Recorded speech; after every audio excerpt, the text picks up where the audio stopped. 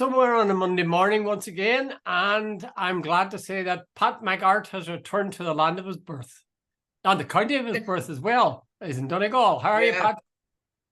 I'm grand, Jude. I left Spain, myself and my eldest son, Shane. He's a school teacher, and we had a family break for the first time ever. We went off to a wee place outside of Torrevieja. And it was a lot. Hey, Jude, I'm not going to bore you with the details, but somebody say that most days it was well over 23, 24 degrees, most days. And then and you arrive back here and it's 4 degrees and it's freezing and it's dark and it's grey and it's wet. And you sort of go, and then you should never ask the question, why do people move south in the winter? That's a big thing in Canada. You know, they used to call them snowbirds. When the winter would come, the wealthy people, many of them Jewish actually, think of it, would go down. Will we be talking about them?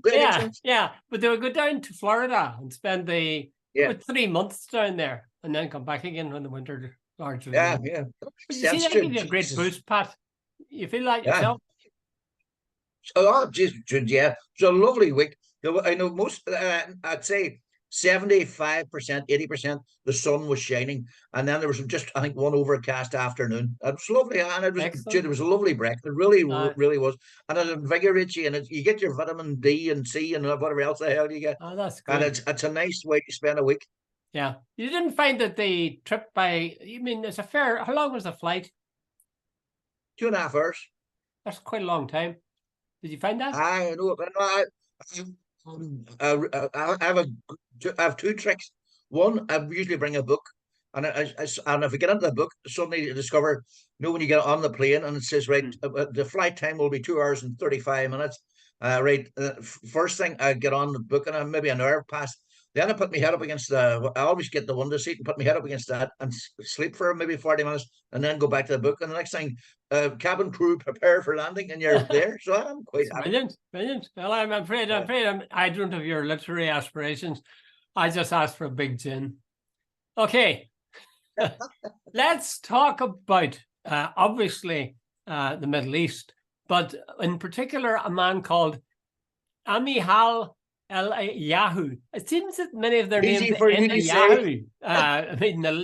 Netanyahu. Yahoo, of course, was a crowd of. Wasn't it Jonathan Swift wrote about the Yahoos? The Yahoos were the guys in Jonathan Swift's Gulliver's Travels, weren't they? Not a very complimentary name. Anyway, tell us about him, Pat. You're the one who has tracked him down now. I was listening to the news last night, and the RT main news didn't cover it, and I thought they should have. This guy is a member of the cabinet, the Israeli cabinet. By the way, I'll leave the pronunciation of his name to you, but he's a far right guy. Yeah, we'll just call him Yahoo, Eliyahu. And anyway, he's a member of this far right group called. I'm not going to even attempt the Hebrew name, but it's the English translation is Jewish Power. And he said basically they should nuke Gaza. This is what he said, and he says, and for those that are left, they can either go to the Sinai or alternatively Ireland. Like, why he picked out Ireland, I am not sure, but I presume our reputation has gone before us. But hey, Jude, another thought had occurred to me, and it's not very original, or it's not meant. Famous Cromwell to hell or to Connacht. In other words, you have no choice. Basically, there's a growing sort of thing in the Jewish population that if you stand up at all for the Palestinians, you're either an anti-Semite, or B, you don't know enough about it, or whatever. And by the way, this morning on a local radio station here in Highland Radio, there's a guy come on, and he gave the most one-sided version I think I've ever heard. A totally pro-Israeli narrative that the Palestinians weren't interested in peace. They weren't interested in a two-state solution. That the Jews were totally the good guys and all this, and Israelis were very fair and they had offered the two-state solution. It's the biggest load of bollocks. And the misinformation. Netanyahu is on the record as saying there'll be no two-state solution on his watch. The Oslo Accords agreed two-state solution. what do you call it? The Palestinians bought into it. The Jewish state, the Israeli state, did nothing about it. They let it die on the vine. So all this crap, and that the Israelis are peace loving. They had killed something like 235 Palestinians before October 7th. So much for this rubbish that it was a non-provoked attack. Yeah. Anyway, I've gone on long enough. Well, I'm very struck by this thing about the nuclear weapons, because officially, as far as I know, Israel hasn't declared that they have got nuclear weapons, but everybody knows that they have. The second thing is, if we think about nuclear weapons in the old sense, when you get that image of Hiroshima or Nagasaki, it's a huge blast and the radiation goes out forever, and the land all around is contaminated. That's a long time ago. So I guess the kind of nukes he's thinking of are what does they call them? Tactical nuclear weapons. Tactical nuclear strike, yeah. So I'm assuming that is where you can really, really wipe people out, but within a very confined space. It won't, because it wouldn't make sense for Israel to do that otherwise, because they live right shoulder to shoulder with Gaza. So they wouldn't want to do stuff that would be harmful for them. I think he said it for two reasons. One is that he wanted to remind the world that they have nuclear weapons, or remind particularly the Palestinians or Hamas or whoever. And secondly, probably he said it because he believes it. There are crazy guys in the world, and there's no reason to think some of them wouldn't live in Israel. But hold you there. This guy isn't government, or wasn't government. Now he's got suspended. There's the big difference. And the other thing he said, there's two things he said. That Gaza has no right to exist. That's number one. And the second thing he said, anyone flying a Palestinian flag doesn't deserve to live a day longer. In other words, execute them or eradicate them. That's the sort of. But everybody was saying beforehand of this sort of thing that about what had happened. The fascists have taken over the government in Israel, and that's a fact. Before October 7th, there were all sorts of provocations against the Palestinians, and the Netanyahu has got into bed with some very, very dodgy characters, including this guy. He was in power along with, and they're trying to say he's a nobody and all the rest of it. He was a minister in the Israeli government. That's a fact. But Pat, I think you're a wee bit pessimistic about the future there as far as the Israeli cabinet and leader is concerned, because I've been listening to CNN and others, and they say fairly firmly, most people that are interviewed, that Netanyahu, once this is over, he's finished. He's hugely unpopular in Israel. And I'd say as time goes by that the way he is conducting himself on the international stage, he'll become more and more unpopular within his own country. Yeah. It's a very difficult one. I'll say something now. I think I said it before. I'm not sure about the two-state solution either, because two-state solution involves partition, and partition, as we know, is a dodgy matter. But then the question arises, like, what do you do with all these Jewish people who have moved to? What's the population of Israel? I wonder. Do you know? I think something like 11, 12 million. And then there's about 2.5 million in Gaza, somewhere around that. And I'm not sure, Jude. I think it might be a million on the West Bank. Now, Jude, I'm open to correction. I'm big time on that. But I think it's 11 or 12 million, if I remember reading. I think it might have been last year I read that somewhere. Yeah. Well, call me a dreamer, but I'm not the only one, I hope. Why is it not possible? I mean, we talk about like there's a division between the south of Ireland and the north, right? So we're saying, some people say, oh, we don't want to be absorbed by the south. And I totally understand that. I want a new Ireland, a new country. Is there no possibility that there are enough clear-thinking, sensible people in the Middle East who will say, yes, one secular country and everybody's the same under the law?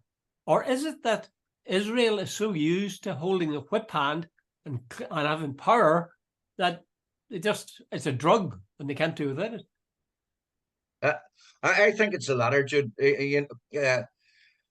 The history, right? You look back from 1948, and you look at the map. You refer to who was it, Joe Brawley? Like the famous map, Jude. Yeah, if you look at it from 1948 and what was called Palestine and what the indigenous people, the Palestinians who lived there after 1948, because as we all know, the Second World War and the Holocaust, one country, Britain, said to a second group people, the Zionist Jewish people, you come to the land of Palestine. So one group of people who had no right to give the land to a second group of people gave it to and without consulting the third group of people who actually lived there. So you move on from that, and if you look at the map today, and the native people, the Palestinians who were there, most of them are now either refugees in places like Lebanon, corralled into places like Gaza or the West Bank, which or the West Bank of Jordan, and the rich land. And somebody mentioned it this morning. It was the guy on Island Radio, Greg Hughes. He says, I saw a report yesterday on RT. Tony Conway is out there, and he says there was people roller skating behind him. There's a big difference. 80, there's almost 80% unemployment in Gaza. It's one of the poorest places on earth. Israel controls the food, the water, the electricity, the fuel supply. The Gazans live on the sea.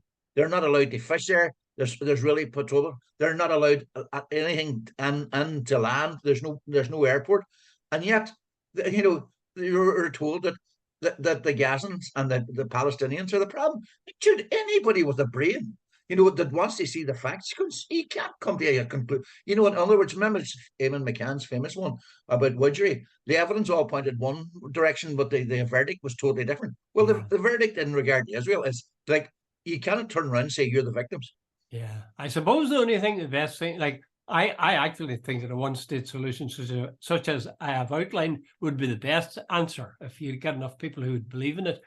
But apparently the Israelis think they will be outvoted by the Arabs very quickly, so they don't want to one state. Yeah. I suppose it depends on how long Israel can stick it out, as it were, because if you stop to think about it, indigenous people have been displaced forever.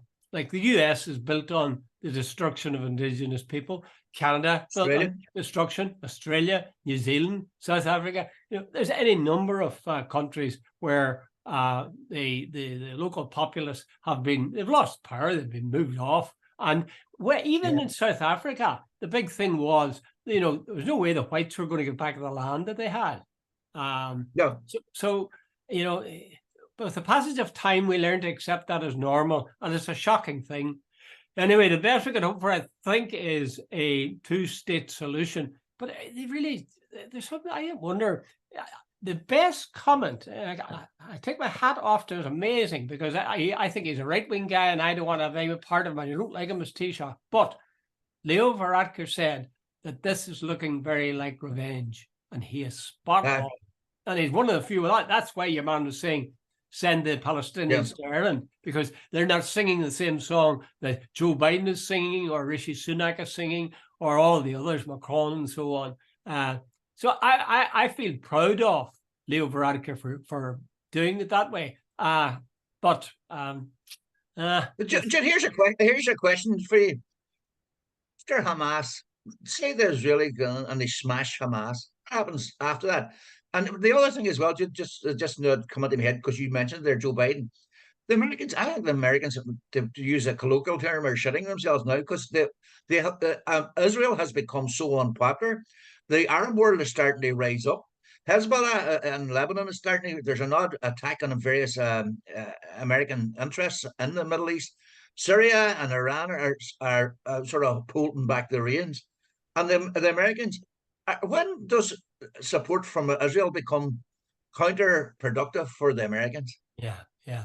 I think it's pretty ironic, the Americans are saying, don't you dare to Iran and so on, or any of the other countries, interfere in this particular matter. And here's gunboats we've sent around the world in order to remind you of that. This notion that somehow the rules apply to everybody but the Americans. And the idea that the Americans will come and tell people how to solve their problems, I just think that's a wee bit too much, really. Nobody appointed them to be the world's policeman. I mean, if they're in Yeah. there trying to make peace, fine. But to go and say, no, can't have a ceasefire, the most we could even think about be a pause. Yeah. And I'm almost tired talking about it, Pat, and it's sort of sickening Yeah. when you see the amount of Yeah. pain inflicted. My God Almighty, it's shocking, really, really shocking. And I think it's depressing for a lot of people. And I would say Israel will take a long, long time to get as many friends as it had before it started in this one. Yeah. Yeah. Okay, let's move on. Something more cheerful, like the fact that Ireland is swamped with floods Yeah. everywhere. Any flooding in Donegal? Well, Jude, it's been raining pretty heavily the last week. Oh, we can get floods quite easily, Jude, because there's all sorts of things. Like there's a lot of high ground here, and suddenly the water comes off. If you go some of the, I used to go down. I love the southwest of the county. You know, down by Glenties, and it's just stunningly beautiful down Oh, it there. is gorgeous. But sometimes you go down there, and you see quite a lot of roads, sort of a lot of water at the side of the roads. Now, but Jude, I've always had this theory. I know what my mother used to refer to as shucks. You ever know what a shuck Sure, is? sure. Oh, yeah, sure. Yeah. Yes, yeah. Well, years ago, the various councils had these guys with shovels. They were called, sort of. I can't remember the name of them, but anyway, they would go along the roads and they would get just a spade and shovel out the muck out and allow the water course to run. Yeah. They've dropped all that. Now you rarely have ever see anybody at the side of the road. On an odd occasion, you might see somebody with one of those wee digger things, But the days of the old council men cleaning the rural lanes, but there's quite a lot of flooding here now. Now, not no the sort of biblical type floods, but there's quite a lot of flooding here. Mhm. And the weather has definitely changed. We've been down this road before, Oh, yeah. but there's definite climate change. There's zero point anybody trying to argue that there isn't. I don't think of any problem now. Pretty well anybody who's half sane agrees that there is a climate crisis. They also agree that there's a terrible problem with, for some people already, the rainfall and flooding. The question is, what do you do about it? Now, there's Times has, I think this morning, it had an editorial on this, and it makes the point that we've got to start thinking about protecting and looking to the future for ways of minimizing flood risk, putting up barriers and so on, I guess. And that'll cost money. And the taxpayer is going to have to pay for it. So I think they should quickly bite the bullet before it gets worse. And whatever it costs, put these in. The other thing I found interesting in the editorial was they say that there's a number of places in Cork in that direction, particularly, says Clonmel, Bandon, Ennis, Clonakilty, Skibbereen, that they have done things that has minimized the impact of flooding. I'd like to know what they've done, and to be a good model for other people. The last thing they say is that farmers could be persuaded, perhaps, if they've got land further up the line, if they could be persuaded to allow their land to be flooded, that this would let the water not be forced to go down and flood businesses and towns. You'd have to compensate the farmer for that. And I'm not sure what's the impact of. I don't think the impact of flooding on fields is all that terrible, is it? I mean, when it goes down again. No, I don't think so. Well, you see, one of the big problems, and that's far better now. You come from a farming background. The water used to be allowed to be soaked into the land. Now, if you go out, a lot of houses are built where there used to be fields, and they've concrete driveways. Where does the water go? Aye, that's right. You look at places. Always there used to be a thing, the front garden. Even in council houses had a front garden, which was a patch of green. Where obviously if the water came and it was soaked down, now you walk around and people take pride in having put in fancy sort of little paving and so on up their driveway so that their cars, can come in and out without any sound. But I do think the scene, there was a woman, did you see that famous scene where a woman, I think it was near the border maybe, where she had communion dresses for sale. And it shows you her going into her shop, and the water's up to her thighs, and she's trying to make her way out with this an armful of these little white dresses, and she's crying because her business is screwed. No, anybody who hasn't suffered flooding doesn't know what it's like, and Yeah. it's lasting. Jude, myself and my dear missus were down in Cork about 20 years ago, and it wasn't during the winter; it was actually summer. And I remember we went into a part of Cork, and the water was actually up on the road. And I don't remember now. Jude, don't ask me where it was. I was thinking, good God, a summer's day and there's flooding. And then well, they're no longer, they're gone now. They were living down about that Waterford area. And remember, there was two rivers or lakes at either side of the road. It was a summer's day as well, and the water was coming over. I was thinking, see on a winter's day when it starts to flood, these places are, or it starts to rain, these places are going to be flooded. So, Jude, they were, and I remember about, I think it was about 4 or 5 years ago, there was massive flooding down there, and there was during one of the bad winters, and the amount of damage done, and there was a guy called Boxer Moran. Oh, He was a minister, yeah. yeah, and he had this idea that they were going to spend billions on flood walls and all the rest. Now, whether that ever came to pass, I don't know. But I remember it was a major, major issue back about 5, 6, 7 years ago. Yeah. You see, people think that once the thing recedes, your property is flooded and then the waters go down and you're okay. You're not okay. You're The not. stink and the damage, it's there for months and months on end. Yeah. So, Well, just for starters, if your premise is flooded, right, your floorboards are going to have to come up because usually the sewage water gets into it. Secondly, your electricity, all your electrics have to be replaced because water and electricity yeah. doesn't matter if you can't take the risk. You have to take them out because if you put on something, number one, there's a risk of electrocution. Number two, there's a risk of a fire. So Yeah. all your and as well as flood waters get in everywhere. So you have to paint everything. You have to clean up. So long after the flooding has stopped, there's all sorts of builds. There's a wee place called Erfo about 10, 12 miles from where I'm sitting now. Earlier this summer, massive flooding, and a lot of businesses there got seriously hit. And there's we place along what they call the Finn Valley, the same area. There was a lot of flooding there, Jude. So there's the reality for a lot of businesses. Yeah. Well, the woman who was carrying those communion dresses, they asked her, they said, the reporter asked her, have you not got insurance? And she said, I have insurance, but it doesn't cover floods. And several people said that. Can you believe it? I mean, the one thing where people would be like insurance companies get out of this one. They said flooding is an act of God, and I would argue no, it's not. If they stop building on giving planting permission for people to build on floodplains, there wouldn't be flooding. Oh God, it's terrible. God help people. I don't know. They really. I hope it's a wake up call for people, and certainly I go along for once with what the Irish Times said. You should be looking at how other countries like the Netherlands handle flooding and adopting some of their methods.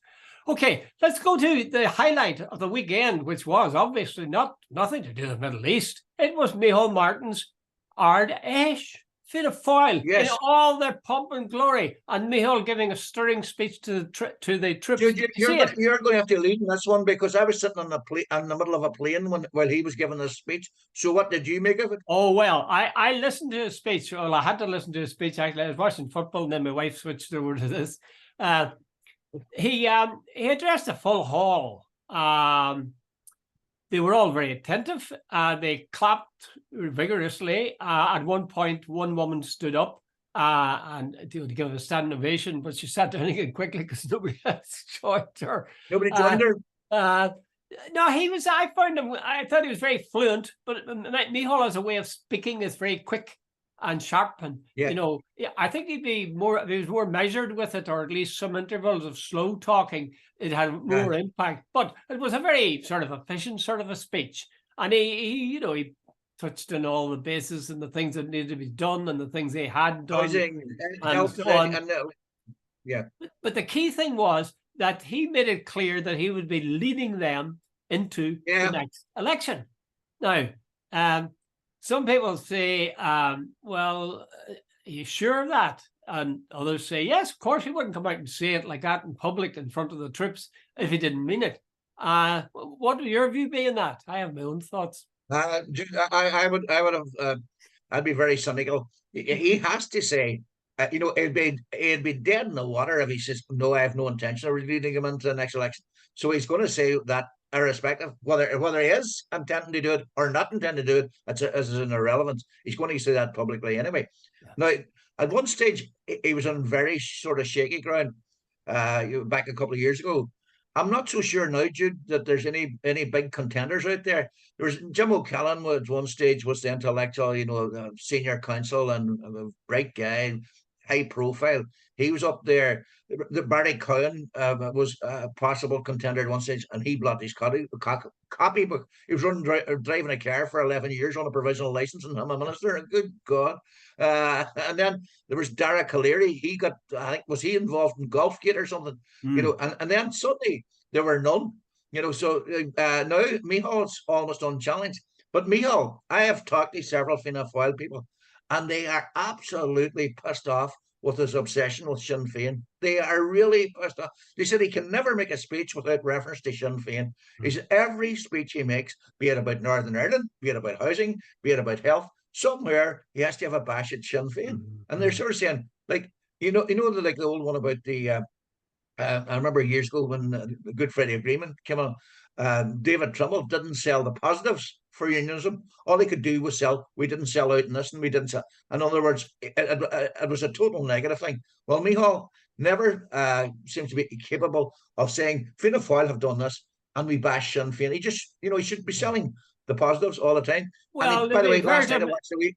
Yeah, to be fair to him, the speech was not bad. He was trying to emphasise the things that the Fianna Fáil had contributed to over the years, and in fact exaggerate them to a considerable extent. But I agree completely with you. I mean, he had a choice. He either said, I'm leading them into the next election, or I'm going to step down. I mean, quite obviously at their hard age, he's not going to say, no, sorry guys, this is the last of me now. You have to find somebody else.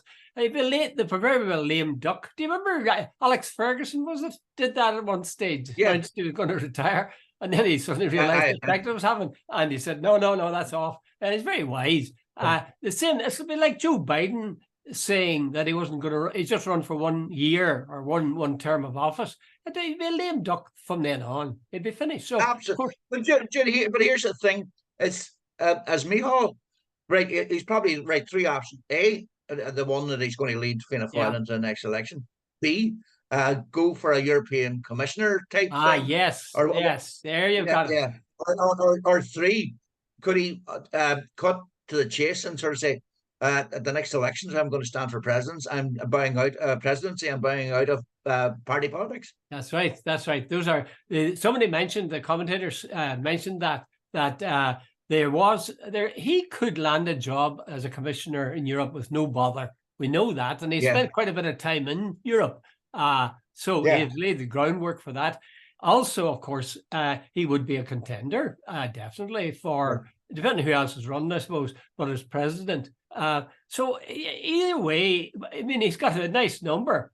If he got elected to Áras an Uachtaráin, 99 rooms, eh?